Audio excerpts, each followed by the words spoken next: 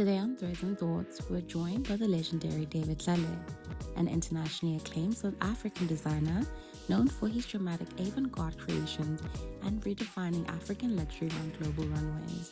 Looking back at your career so far, is there a moment that still feels like surreal to you? One that reminds you why you started? There's too many of them, but the one moment that I always bless in my life is the day when I decided to quit internal auditing and to get and pursue my vision and my dream, or I would say my calling into fashion. Winning the New Talent in 2003, joining AFI in 2007 from its inception days, and showcasing during Paris Fashion Week in 2007 with the assistance of Dr. Precious Moloi-Mtetwa, and showcasing at New York Fashion Week from 2009, 2012 until 2017. Those moments are like plenty of them, and I think I always say it's one opportunity that, or it's not even opportunity, it's that first step of faith of saying I'm going to do this, and then opportunity lands itself at your doorstep. Wow, what an amazing journey.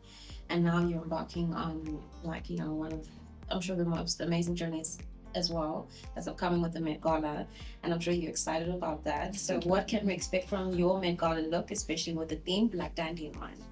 I think with our theme, with the theme, the Black Dandy is just reflecting on my personal journey, and also where I grew up in Foster's, influences that I had, because we had, I don't think then they were called dandies, but they were called swankers.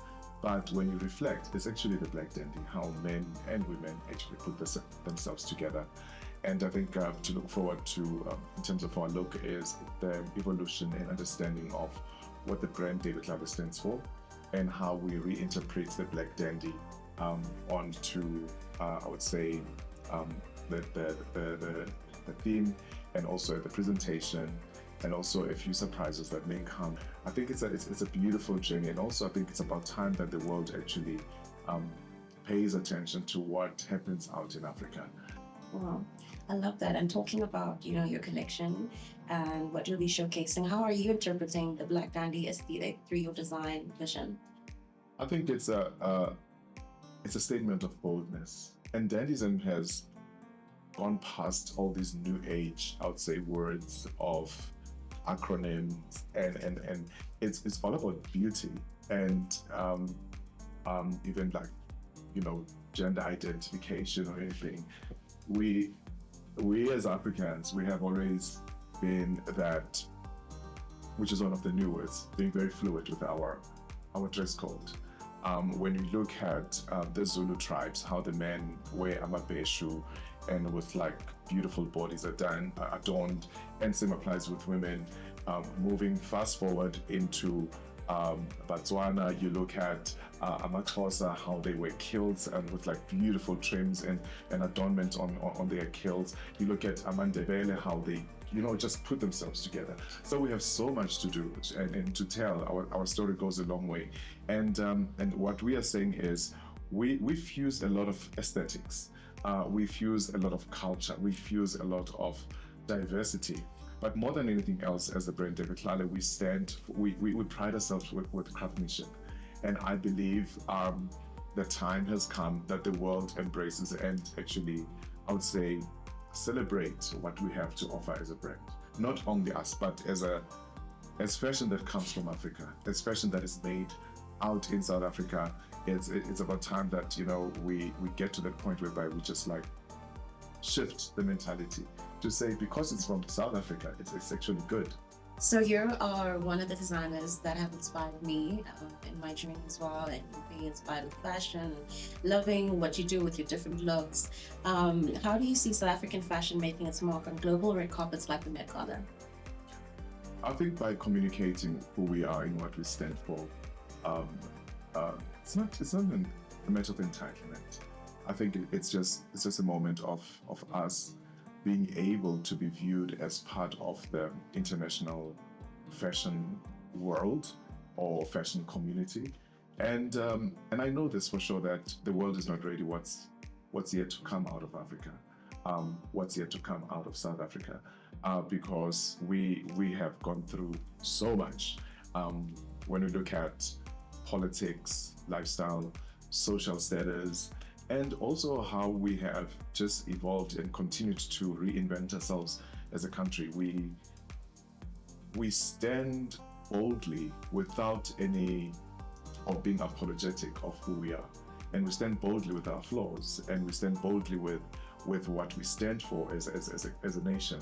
And I believe being showcased on platforms like the Met Gala, New York Fashion Week, Shanghai Fashion Week, you name it, it's just amplifying and advocating for what actually transpires or what's actually being made out of South Africa.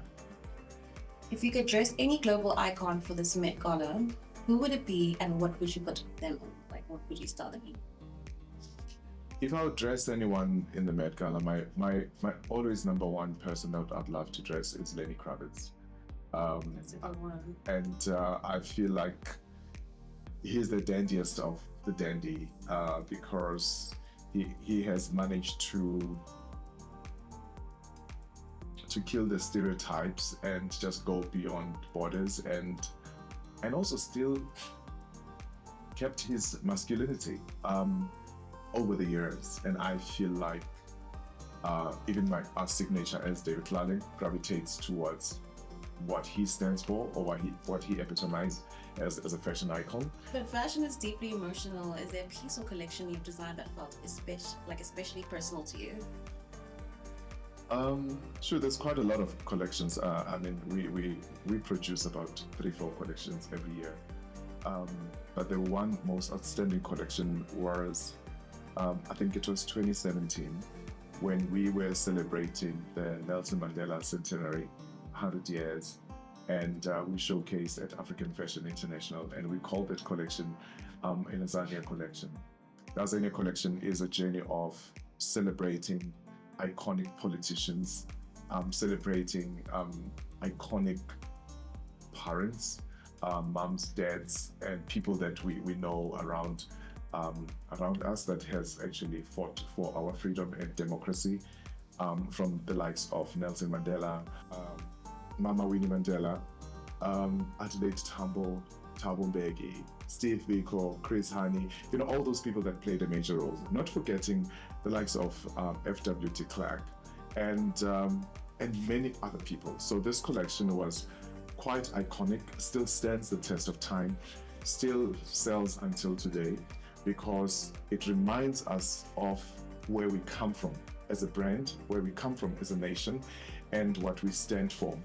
And also because it's a very informative and very educational collection, because everywhere we take this collection in the world, people are like, how did you come up with this? Because it just reignites and just like makes people think and also embrace our journey as Black people, or as Africans. Yeah, it seems like there was a lot of thought put into it and a lot of passion. I mean, having that specific theme. Mm-hmm. I think more than anything is the emotion, because it touches many points. It touches, reminds us of slavery, oppression, and then also takes us on a journey of being free, celebrating our freedom.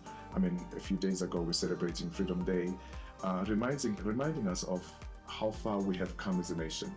And because of that, we are able to now communicate who we are, what we stand for. We are able to get into spaces that we were not able to get into, and now using fashion as a medium. What do you hope the audience, both here and globally, take away from your Met Gala, Meza? We want to tell the world that we have so much more to offer to the fashion community at large, because we are going to work on this as we work on this platform of the Met Gala and also the International Fashion Showcasing. Is we gotta make sure that we cement our space, and solidify what we stand for. And I think with the opportunity that Dr. Precious, African Fashion International is offering, the world will experience the beauty that comes from South Africa. I believe that as well. And with that being said, Thank you for tuning into today's episode. Make sure to subscribe to our YouTube or Spotify pages and sign up at shop.africanfashioninternational.com so you don't miss out on exclusive updates and offers. Don't forget to visit the House of Nala at the one and only Cape Town and Sandton City for your signature look. Until next time, stay bold, stay intentional, and stay you.